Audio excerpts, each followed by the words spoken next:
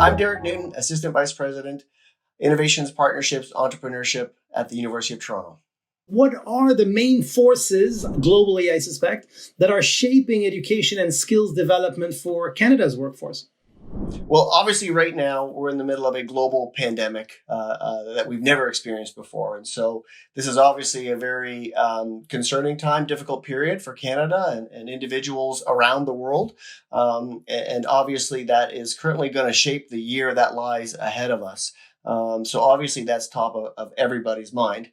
At the same time, when it comes to the main forces, and our future workforce, what we're seeing at the university is students wanting to come to a global institution, students wanting to engage in research, our researchers looking to tackle some of the current pressing challenges that are ahead of us right now.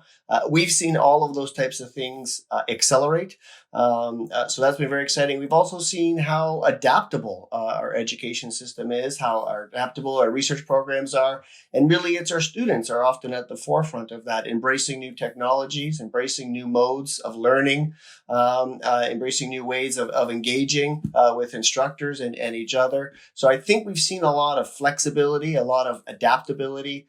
When I think back over the months that we've come through, obviously a lot of very challenging times, but for the most part, what we've seen with our students and our researchers is that this crisis has been bringing out the best in a lot of people. It's bringing out the best in a lot of institutions, and really, I think, highlighting the role that universities play in society, the role that universities play in answering challenging and urgent questions and contributing to that piece. And of course, I think the role in which universities are going to play in preparing the next workforce, which is going to be, I think, ahead for some challenging times. But I think this really goes back to the value of getting a higher education at a global institution.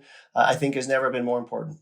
What are the impacts on not just the students and the higher education institutions, but on the workforce itself and on the future economy, not of COVID-19 per se, but of the future of work and those macro trends, let's say?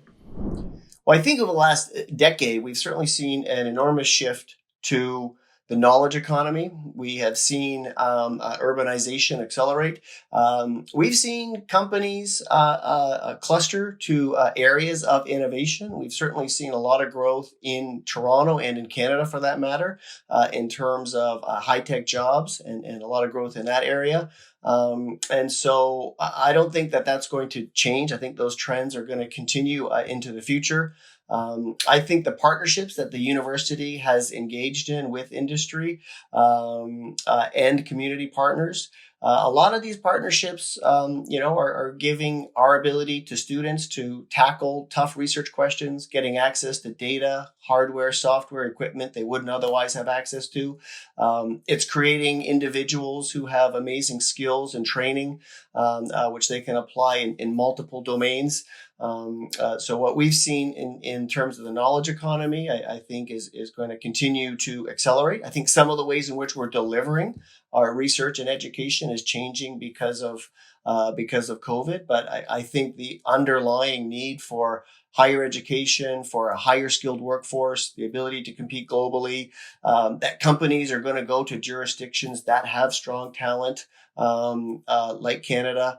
I think these are great strengths that are going to serve the country well now and into the future.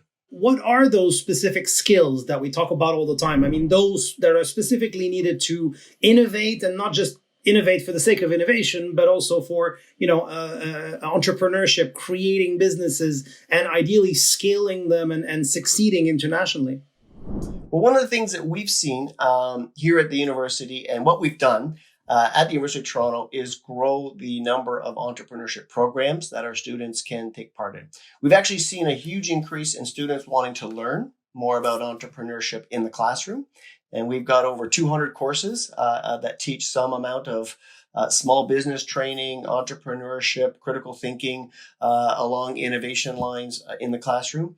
We've now created over 10 entrepreneurship initiatives that operate on our campus. We, as a university, operate on 3 campuses. And so regardless of what physical campus a student is studying, they can take part in an entrepreneurship program. Many of our programs are specific to a field or a sector, whether it be medicine or computer science or engineering. And we have programs that go from pre-company, pre-idea, just students who want to meet other students, to our creative destruction lab, which is taking companies which may already have some business activities. They're already established companies, but they want to rapidly accelerate into the global marketplace. In fact, over the last 10 years, University of Toronto entrepreneurs have created over 500 companies and have gone over to raise over 1.5 billion in external investment as they bring their ideas into the marketplace. So what we've seen with entrepreneurship is people think of it a lot as in terms of starting a company, starting a successful company, and all of that is, of course, true.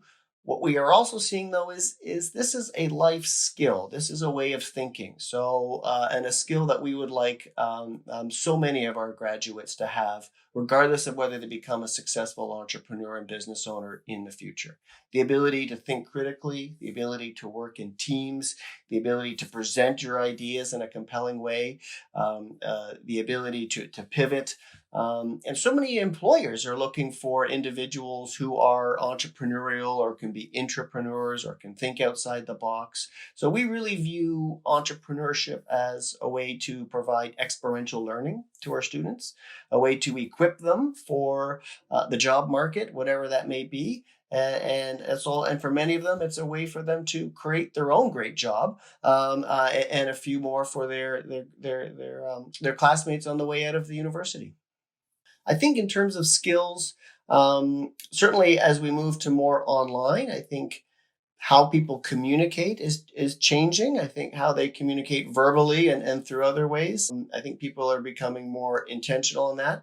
But what hasn't changed is the need for soft skills. And so programs like our entrepreneurship programs like where we're dealing with partners, where we're helping students articulate their ideas. We're running pitch competitions online, which is another great way in which we're helping our students be able to articulate, present themselves and their ideas in a compelling way, and really then showing leadership that can bring others into their wonderful ideas, make those ideas better, and have a greater impact. So I think we're seeing a lot of really exciting new ways in which people are continuing to engage despite the current environment.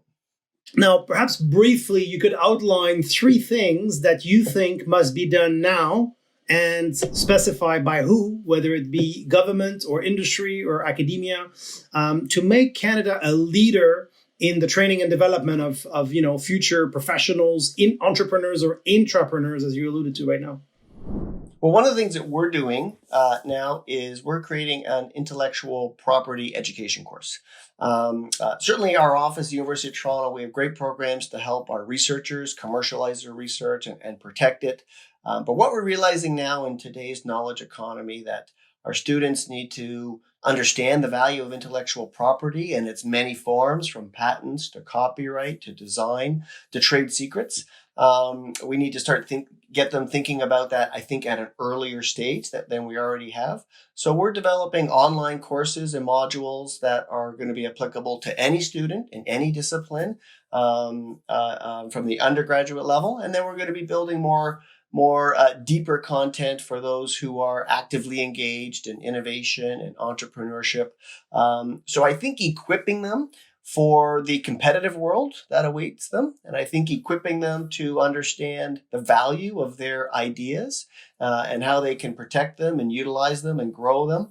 I think that's one of the ways in which, when we think about how we create the next generation of innovators and entrepreneurs and inventors, I think that's, again, another life skill that we want to give our students exposure to.